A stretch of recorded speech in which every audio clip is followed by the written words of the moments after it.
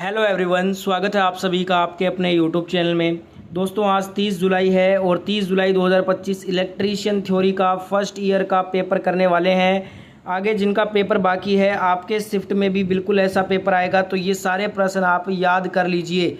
बहुत सारे प्रश्न रिपीट होते हैं पेपर में, इसलिए सारे के सारे प्रश्न याद कर लेना। एक भी प्रश्न को स्किप मत करना, बाद में पछताओगे, इसलिए सारे प्रश्न याद करेंगे। पूरा पेपर देखने वाले हैं, तो चलिए स्टार्ट करते हैं इलेक्ट्रीशियन थ्योरी फर्स्ट ईयर 30 जुलाई 2025 का पेपर। तो देखिए दोस्तों, first year CBT exam electrician का आपके स्क्रीन पे आ गया है। उससे पहले वीडियो को जिन्होंने भी लाइक नहीं किया है, तो जितने प्यारे दोस्त देख रहे हो, आपके लिए इतना मेहनत कर रहा हूँ, तो सभी प्यारे दोस्त एक बार वीडियो को लाइक कर दो। और जितने भी आपके इलेक्ट्रीशियन के दोस्त हैं फर्स्ट ईयर के, सभी तक ये वीडियो शेयर कर देना। सभी के ग्रुप में ये वीडियो को, इस पेपर को शेयर कर दीजिएगा। चलिए स्टार्ट करते हैं। पहला क्वेश्चन, सबसे पहले अपने ट्रेड थ्योरी के क्वेश्चन करेंगे। 1 से 38 क्वेश्चन जो पूछे गए हैं पेपर के अंदर।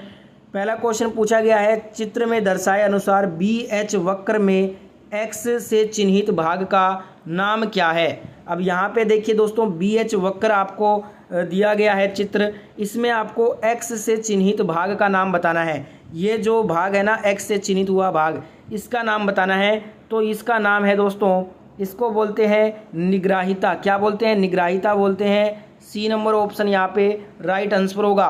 फटाफट से आंसर बताऊंगा।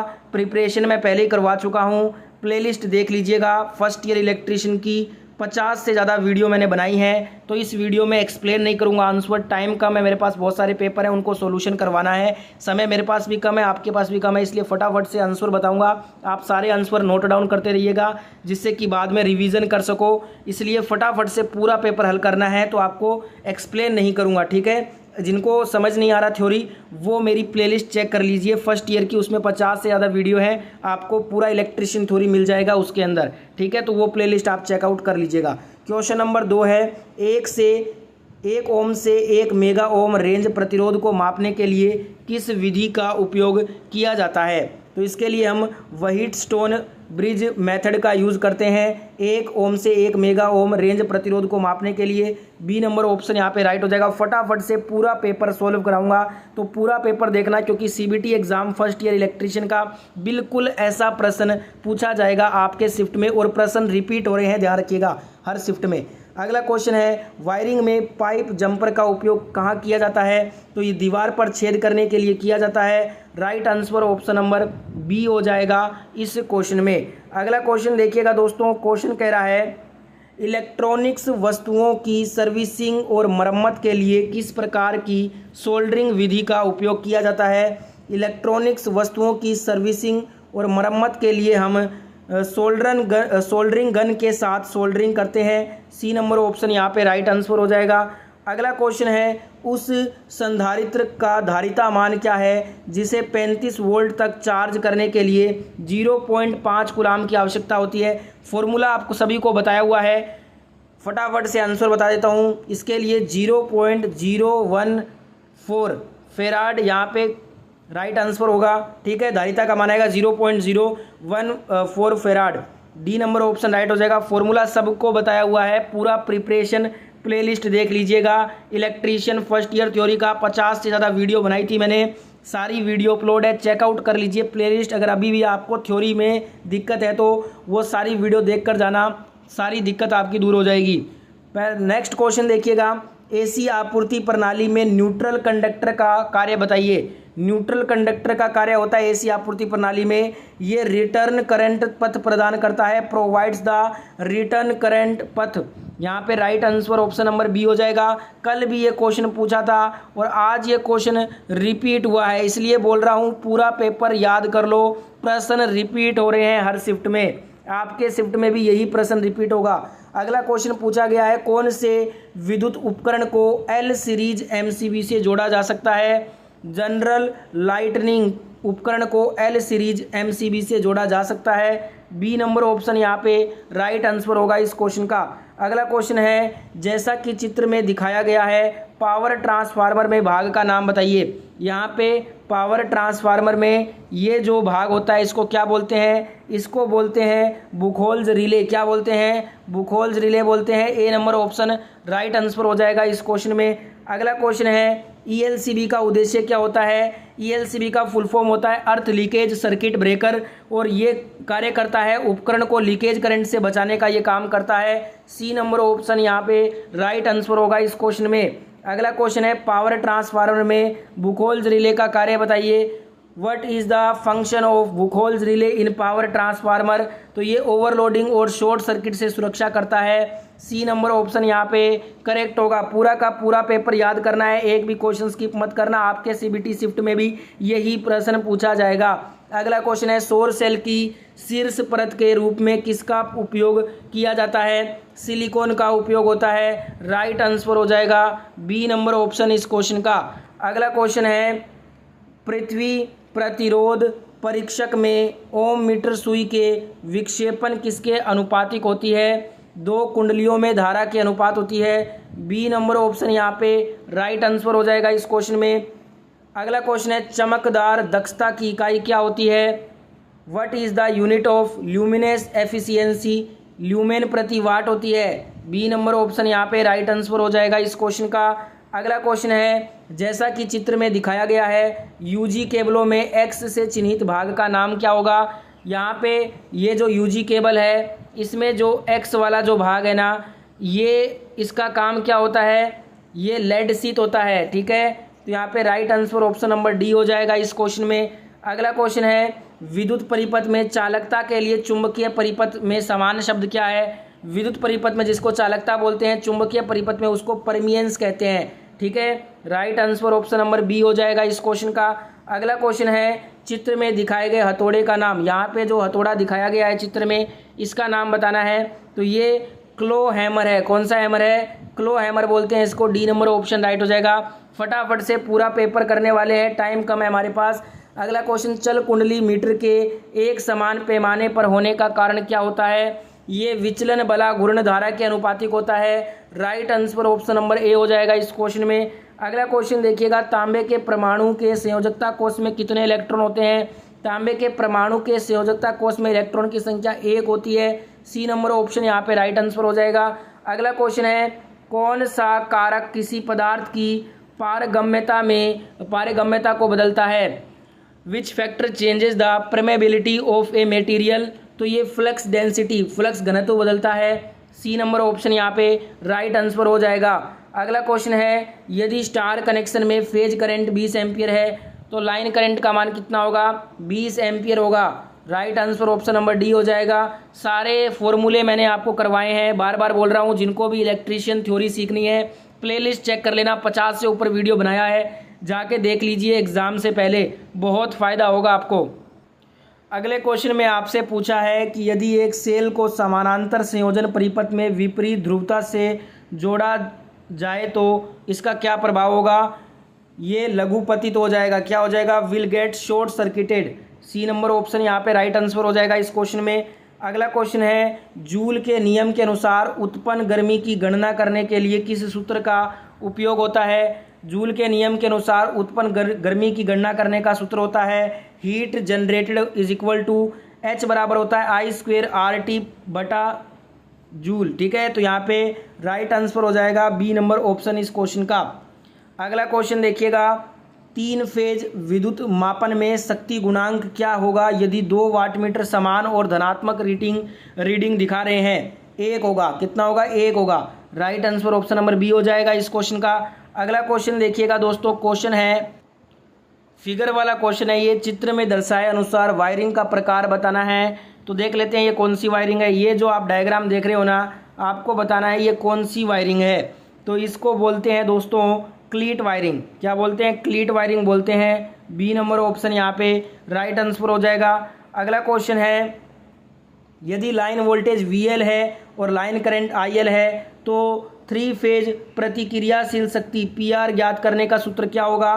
तो ये होगा दोस्तों PR बराबर हो जाएगा अंडर रूट के अंदर 3VL IL साइन थीटा, ठीक है। ये हो जाएगा आपका प्रतिक्रियाशील शक्ति PR का सूत्र। Right answer option number B होगा इस क्वेश्चन का।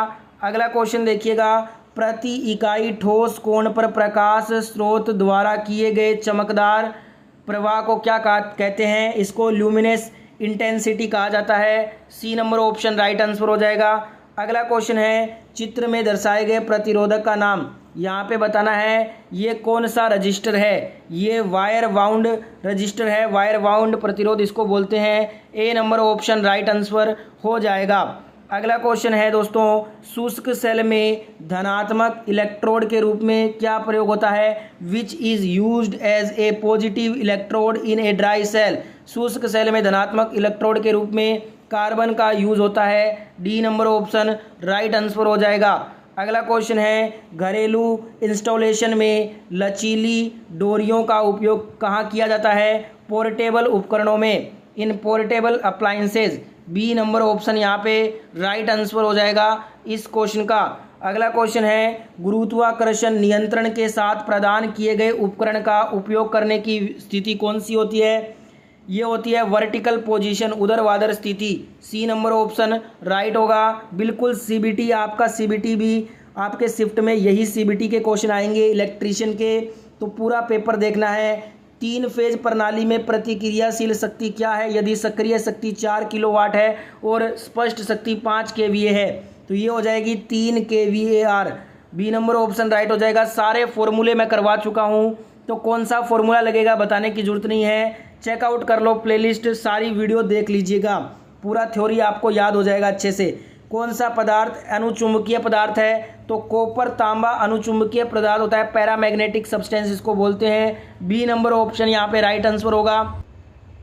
नेक्स्ट यहाँ पे क्वेश्चन देखिएगा, चित्र में दिखाए गए ड्रिल बिट का नाम, ये कौन सी ड्रिल बिट है ये आपको बताना है। तो दोस्तों ये आपका टेपर शैंक बिट है। कौन सा है? Taper shank bit.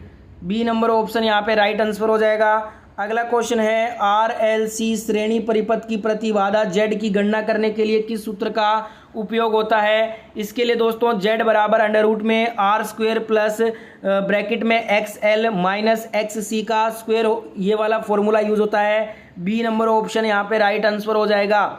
Next question देखिएगा दोस्तों, ये वाला क्वेश्चन हो चुका है 34 नंबर क्वेश्चन, ठीक है। नेक्स्ट क्वेश्चन देखिएगा 35 नंबर क्वेश्चन है, इंसुलेटेड कंडक्टर के इंसुलेशन पर अतिरिक्त आवरण का उद्देश्य क्या होता है? ये परावैद्युत शक्ति बढ़ाने के लिए होता है, to increase dielectric strength. A number option यहाँ पे राइट आंसर हो जाएगा। अगला क्वेश्चन है, ट्रांसफॉर्मर में लेमिनेटेड कोर का उपयोग करने का उद्देश्य क्या होता है? भंवर धारा हानि को कम करने के लिए। सी नंबर ऑप्शन यहाँ पे राइट हो जाएगा। अगला क्वेश्चन है, एक इलेक्ट्रोडायनेमो प्रकार के उपकरण द्वारा किस यंत्र को किसके द्वारा किसकी मात्रा को मापा जाता है? शक्ति की। इलेक्ट्रोडायनेमो प्रकार के उपकरण से हम शक्ति की मात्रा मापते हैं। डी नंबर ऑप्शन यहाँ पे राइट हो जाएगा। अगला क्वेश्चन है, एमसीबी में बाई मेटेलिक स्ट्रिप का कार्य क्या होता है? बाई मेटेलिक जो स्ट्रिप होती है एमसीबी में, ये दोस्तों ओवरलोड प्रोटेक्शन के लिए होती है, अतिभार से बचाने के लिए। बी नंबर ऑप्शन यहाँ पे राइट आंसर हो जाएगा। देखिए 1 से 38 क्वेश्चन ट्रेड थ्योरी के कंप्लीट हो गए, इलेक्ट्रीशियन ट्रेड थ्योरी के। अब अपने करेंगे 1 से 6 क्वेश्चन डब्ल्यूसी के जो पूछे गए हैं। डब्ल्यूसी का पहला क्वेश्चन आया है, इनमें से किस धातु में प्रमुख सामग्री के रूप में लोहा होता है? तो देखिए दोस्तों, लोहा जो है ना ये फेरियस मेटल लोहे धातु में ही होगा, तो यहाँ पे D number option right answer हो जाएगा। सेकंड क्वेश्चन पूछा गया है आपका डब्ल्यूसी का, पानी की विशिष्ट ऊष्मा का मान होता है 1। डी नंबर ऑप्शन राइट हो जाएगा। बहुत ही आसान क्वेश्चन आए हैं डब्ल्यूसी के। अगला क्वेश्चन पूछा है 0.01 का वर्ग क्या होगा? ये होगा 0.0001, ये हो जाएगा बी नंबर ऑप्शन आपका। बहुत ही आसान क्वेश्चन आए हैं। क्वेश्चन नंबर 4 देखिएगा, एक वर्ग की भुजा क्या होगी जिसका क्षेत्रफल 625 mm² है? अब आपको पता है दोस्तों, बहुत ही आसान है, ये 25 mm ही होगा, ठीक है, क्योंकि 25 × 25 कितना होता है? 625 ही तो होता है। तो राइट आंसर क्या हो जाएगा? ऑप्शन नंबर ए हो जाएगा इस क्वेश्चन का। नेक्स्ट क्वेश्चन देखिएगा दोस्तों, अगला क्वेश्चन आपसे पूछा है 0.000659 दशमलव भिन्न को साधारण भिन्न में बदलो। तो साधारण भिन्न में बदलेंगे तो हमारा राइट आंसर हो जाएगा, ये बी नंबर ऑप्शन आपका राइट आंसर होगा। 659 बटा में आएगा 1000000, ठीक है, तो ये आपका राइट आंसर होगा। थोड़ा सा साफ नहीं दिख रहा है ऑप्शन। अगला क्वेश्चन देखिएगा, क्वेश्चन नंबर 6 है, एमकेएस प्रणाली में एम अक्षर का मतलब होता है meter. D number option right हो जाएगा। तो 1 से 6 क्वेश्चन जो पूछे गए थे डब्ल्यूसी के वो कंप्लीट हो गए हैं। अब अपने करेंगे ईडी के क्वेश्चन, ड्राइंग के जो क्वेश्चन इंजीनियरिंग ड्राइंग के 1 से 6 क्वेश्चन पूछे गए हैं वो कर लेते हैं फटाफट से। पहला क्वेश्चन ड्राइंग का आया है, चित्र में दर्शाए गए सामग्री पारंपरिक प्रतीक का बताइए नाम। ये ड्राइंग में मैंने सब कुछ पढ़ाया है, आपको ध्यान रखिएगा, वही पूछ रहा है और कुछ नया नहीं पूछ रहा है ये ड्राइंग में। तो यहाँ पे ये कौन सा प्रतीक है, तो ये किसका प्रतीक है दोस्तों, ये लकड़ी का प्रतीक है। D number option right answer हो जाएगा। नेक्स्ट यहाँ पे पूछ रहा है लाइन बी को पहचानो। लाइन बी देख लेते हैं कहाँ पे है, ये आपको डायग्राम दिया है, इसमें आपको बताना है लाइन बी ये कौन सी लाइन है, इसको बारे में बताना है। तो ये डायमेंशन लाइन है, कौन सी है, dimension line, D number option right हो जाएगा। अगला क्वेश्चन है मानक के अनुसार सर्कल में कौन सा आयाम सही ढंग से चिन्हित है। तो यहाँ पे देखिए ये वाला जो है ना सही ढंग से चिन्हित आयाम है, डी नंबर ऑप्शन राइट हो जाएगा। ये ड्राइंग में मैंने पूरा पढ़ाया है आपको। अगला क्वेश्चन ड्राइंग अभ्यास के अनुसार कौन सा ड्राइंग आयाम सही है। देखिए डायमेंशन कब सही होती है, डायमेंशन जो है ना वो हमेशा ऊपर लिखी जाती है। तो यहाँ पे ये नीचे लिखी है, ये भी नीचे लिखी है, तो ये तो डायमेंशन सही नहीं होगी। सही डायमेंशन कौन सी है, जैसे कि इसमें देखिए ये भी ऊपर लिखा है, ये भी ऊपर लिखा है, ये भी ऊपर लिखा है, ये वाला डायमेंशन बिल्कुल सही है, तो ये राइट आंसर था। नेक्स्ट पूछा है सामग्री का पारंपरिक प्रतीक, ये किसका प्रतीक है, कौन सी सामग्री का प्रतीक है। तो ये दोस्तों है ग्लास, कांच की सामग्री है, डी नंबर ऑप्शन राइट हो जाएगा। ड्राइंग वाला वीडियो देखकर जाना, सभी ट्रेड के लिए मैंने बनाया था, उसमें से ही सारे मैक्सिमम क्वेश्चन आए हैं। चित्र में दिखाए गए सामग्री, ये वाला भी क्वेश्चन मैंने करवाया था आपको इम्पोर्टेंट क्लास में। ये पानी का होता है सिंबल, तो बी ऑप्शन राइट हो जाएगा। तो ये था इलेक्ट्रीशियन थ्योरी 30 जुलाई आज का आपका पेपर जो पूछा गया है। वीडियो कैसा लगा कमेंट करके बताना। आगे जिनका पेपर है ना ये सारे प्रश्न को आप बार बार रिपीट करके वीडियो देखना और सारे प्रश्न याद कर लेना, क्योंकि आपके शिफ्ट में बिल्कुल यही प्रश्न रिपीट होगा। ठीक है।